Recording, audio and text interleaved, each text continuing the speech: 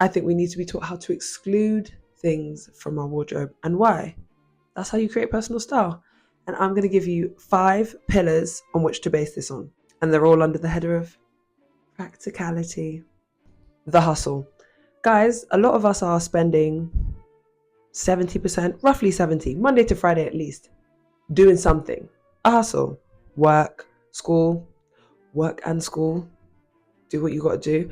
Which means that if you are not trying to incorporate elements of personal style into your work or school, most of the time you're just dressing how you have to and not how you want to.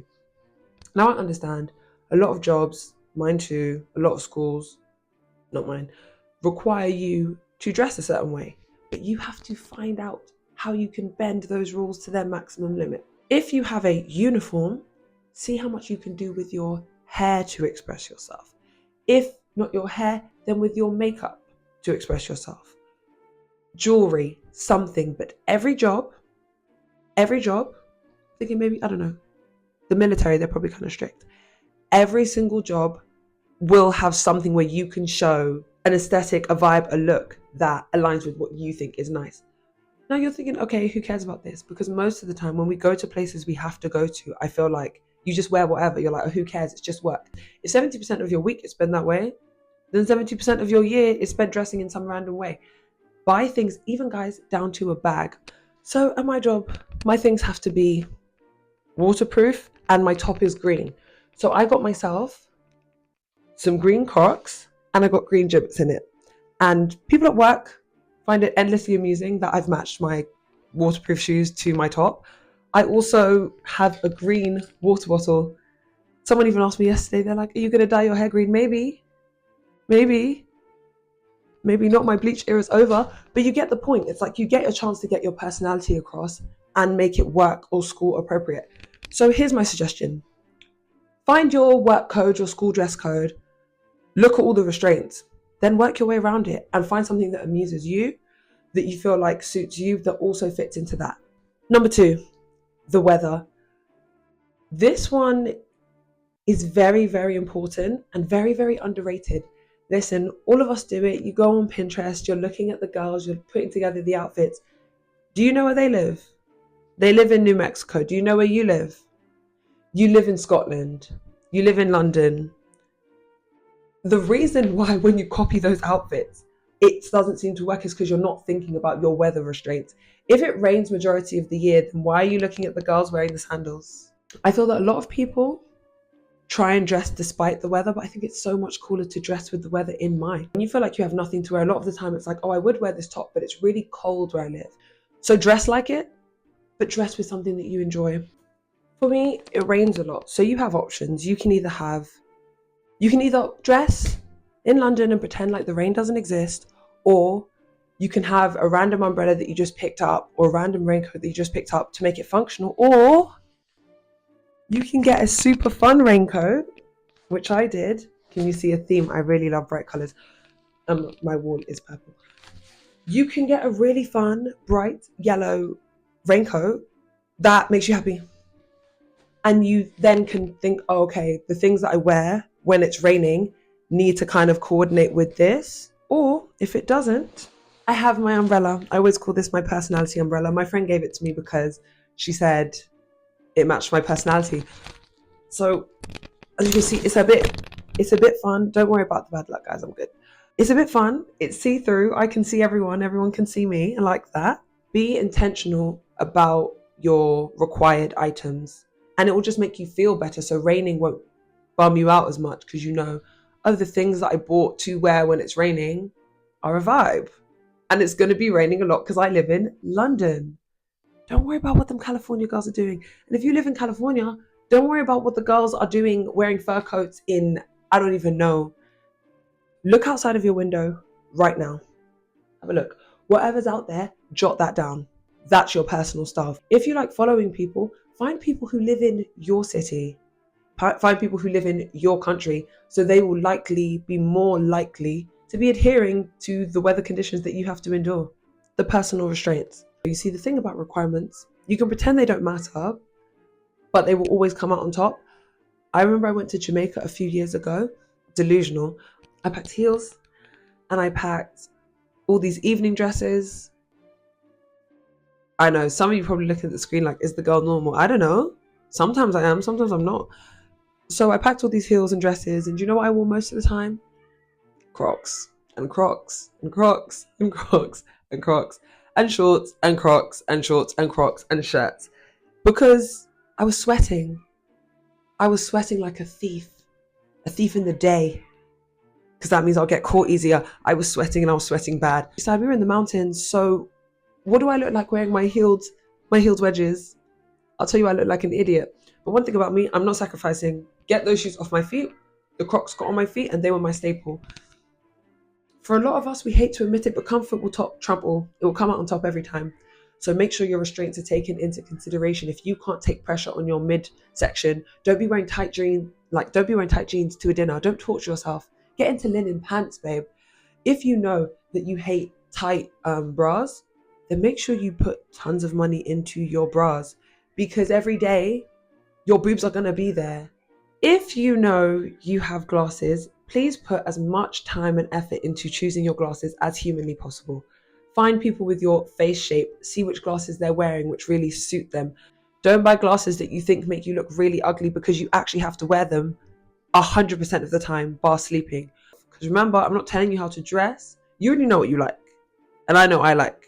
So you find something that you like the look of that also supports you and supports whatever health issue that you have. Let your glasses be something that you save up for and put a lot of time into researching and time, like money, into buying. People are looking at your face. Like, they're talking to you, they're looking at your face. Don't have glasses you hate. Number 4, the hair. I feel like hair is an ultimate personal style hack. And I feel like long after people have forgotten your outfits, one thing they'll always remember about you, because they're looking here, is your hair. An iconic hair. We can just reel off a list of people with iconic hair, especially someone like Rihanna. She's used hair to define her album eras. Now she doesn't need to, because she's a businesswoman. Iconic hair is very important, and iconic hair can make you get away with some more drab outfits if you really put a lot of effort into your hair. Now, if you're thinking, well, what hairstyle should I choose? Remember I said these 5 pillars are based on practicality. So, number 1, for me, for instance, having my hair pulled tight is like a no-go at this point. Starting in 2019, I shaved my hair like 3-4 times. And since then, now that I've grown my hair out, a tight slicked back style? No. Do I like a tight slicked back style? Absolutely. Do I think it gives my face the snatch? Absolutely. Do I want my edges? Absolutely. And there's this, it's like I can feel my head throbbing. I just can't take tension on my head. So any hairstyle that would require me to pull my hair back, not the hairstyle for me. If you see, oh, I want to bleach my hair, but you know you're very low maintenance and really, if we're being honest, lazy when it comes to your hair, leave the bleach. Get the bleach, put it down now. Put it down now. Because you're like, it doesn't matter, I just want to be blonde. And in 2 weeks' time, your hair's going to be dry and crusty. So it's either you're lazy and you have money and you pay someone at the salon to do it, or you're high maintenance and you'll do it yourself at home, and you'll do it properly, because there are girls really killing it and doing their hair at home properly. So you have to make sure.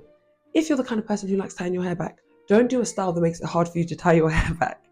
If you have an oily forehead or you're prone to acne on your forehead, don't go and get a fringe. Don't choose a style that makes you wake up and think, because some things do. We're going to use this now again. And then after that, it's all just about suiting your face shape and what you can maintain. And maintenance is key here, guys. If you have a hairstyle that looks good when the hairdresser did it or on the first day, but in 3 weeks' time you look a mess, it's not a good hairstyle, no matter how good it looked on the first day. We are looking for consistency. Remember, how you look most of the time is defining your personal style, whether you like it or not. You can't be like, oh, but I'm really into coquettes, but most of the time you have on a large hoodie and your hair's ratty. I didn't make the rules. How people perceive you most of the time is your personal style. You can have a personal preference or a style that you enjoy looking at, but until it's on you consistently, it's not your personal style. Your hair, who said, I think it's Iris Apfel. She said your hair and your shoes, which we'll get into next, basically make the outfit. Everything in between is kind of superfluous if your hair and your shoes bang. So make sure your hair and your shoes bang. Which brings us on to the next one. Shoes. So, guys, sometimes you'll put on an outfit and you're like, you know something? I think this is kind of eating. Then you go and you look at your selection of shoes. All of them make your outfit trash. Shoes are just like that. They're very powerful. If you don't pick a shoe right for an outfit, you can kind of, let's not say ruin, but really lower the tone. To wear a dress and trainers, but wearing trainers with a dress changes the vibe. But sometimes you wear trainers because you don't want your feet to feel like they're falling off. So this is where I challenge you, and I'm challenging myself. If you have to walk a lot, find a shoe that you enjoy, that suits the rest of your wardrobe, that's comfortable. So, and that maybe sometimes isn't a trainer, because you don't always want to wear a trainer. Like, I feel like I'm such a trainer bandit and I'm working to getting out of it. But the requirement that I cannot let go is comfortability. I'm pumping the pavements.